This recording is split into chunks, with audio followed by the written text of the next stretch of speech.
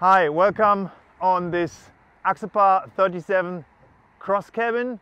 It's another video in English because I think there's mostly international audience interested in this video. For sure I'm going to do as well one in German after this one.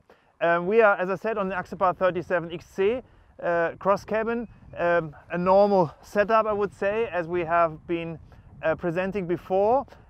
What is special on this boat, we're very proud on, is what is put on the back of this boat. And this, we're going to now have a look what is special on this. As you can see here, I think we are one of the first ones worldwide on an Axopar, and I think in general one of the first companies who have installed a twin setup COX 300 horsepower diesel engines on a 11 meter boat like this Axopar 37 XC. We're having these V8 diesel engines which have been, I think, launched last year around Monaco, no, not last year, the year before, around Monaco Boat Show as prototypes, but these are one of the first serial production boats which we got last year in October. Since then we have been improving this setup we have here, and now I can say we're having a ready product which is for sure very interesting for tender setup all over the world, but also for boats which would like to use, or owners of Axopars or other boats who would like to use their boats more remotely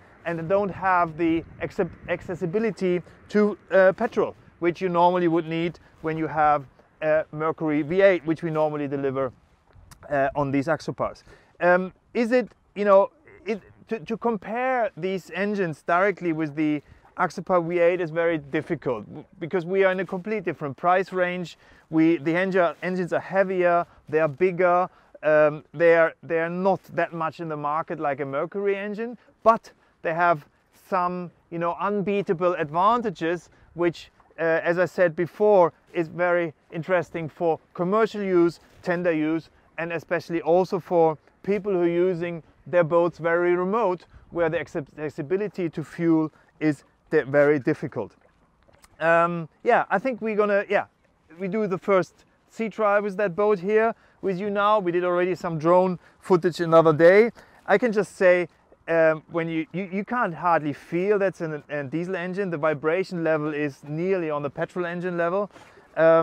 They're a bit louder than a petrol engine, but this is also very, very difficult, as I said in many videos before, as especially the Verado engines, the V8s, are extremely low noise and extremely low vibration.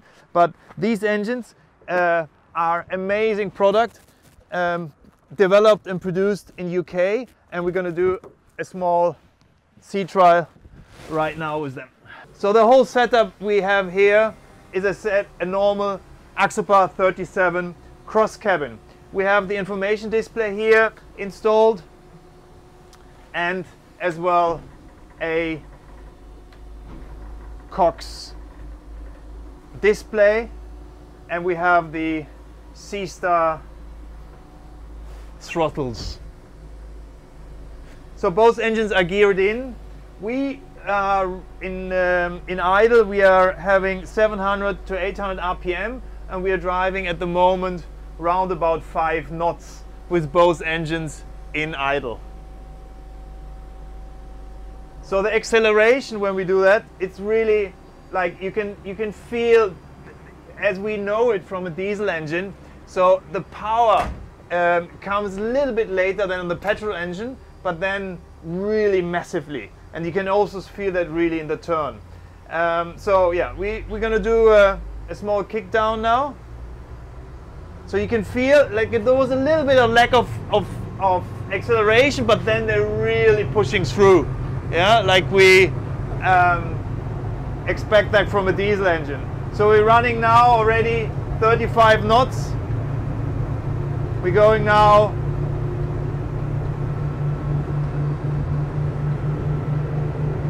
directly on full throttle, and we're reaching now already 44 knots. With 2 diesel engines, 45 knots on a fuel rate on 140 liters. As we're here on the river, we need to do a turn, and we do that now quite strong turn over port side, and you can really feel how the power is there in the turn, more than you have on the petrol engine. How would say the torque. But now we're going a bit lower and going on a good cruising speed, as we are now on. We're running 30 knots, which I would say is a good cruising, and we are taking both engines together 60 liters, which means we are around about 2 liters per nautical mile, which is about 30% less than with the petrol engine. So we're just going a little bit on 3.5, 3,500, because I think this is when we take the fuel consumption quite amazing. So we're running now already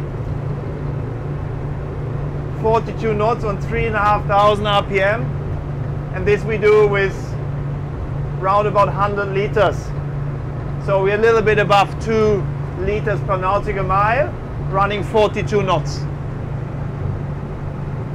And this on a noise level, which for sure the Axopar helps loads on all these numbers we are talking about, because there's no boat on the market which has this big range of low fuel consumption in between 25 and about around about 35 to 38 knots. So we're going now with throttle in the turn. You see the cameraman how much grip these engines have.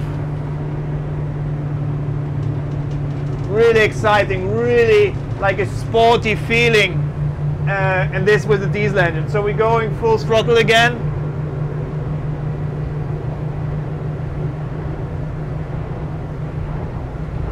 As I said, on full throttle, maximum we can consume is like 72 liters, 70 liters per engine.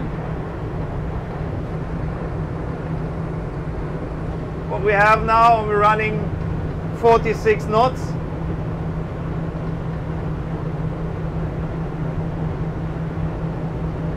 Against the current, boat is very stable, as the Axopar is. But I don't know how many boats you can drive 46 knots in an enclosed cabin boat and a diesel engine. And I would say we are not in the end here. We're testing still a lot with propellers, engine heights, and so on. And I will do now more or less a turn full speed, so the cameraman has to hold on, and you can see how this engine push through in the turn. This is just, can't say that, huh? Really fucking amazing it is. Sorry for that. So yeah, I don't want to go more in detail now, because we're going to do much more with these engines, with diesel engines on the Axopar very soon. We're also planning to do like a longer trip to show, like, ideas are to go down all the Rhine in 2 days, which is like 1,000 kilometers, to show how good these engines are and how few fuel they use.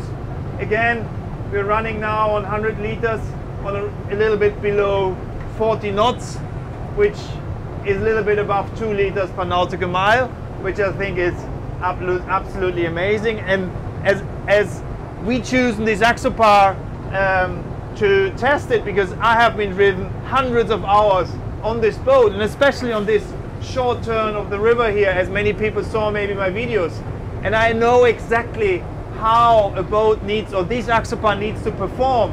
And what was very important for us before we sell this setup was not to say, I was quite sure these engines are good. I was also 100% sure that this boat is amazing, but we didn't know if this setup, these engines, which are a little bit heavier than the V8s, and the torque they have, would fit to an Axopar. And I can just say it's an amazing symbiosis. It fits perfectly, and I wouldn't say It's a competition to the V8 engines because, as I said, we're talking a complete different price range. We increased the boat price approximately like 60,000–70,000 euros, which is more or less a third of the boat price normally with the V8 engines. But we also have a completely different range, like 1/3 more range. So we're talking about plus 300 nautical miles, which we can go with this boat. And we have the diesel as a fuel or as a fluid, which is much easier to get all around the world, also in very remote places. That was it from the first sea trial here with 300 COX engines from the UK on an Axopar 37 here on the Mosel in Germany. Thanks a lot, and we will have much more material coming soon. Thanks a lot.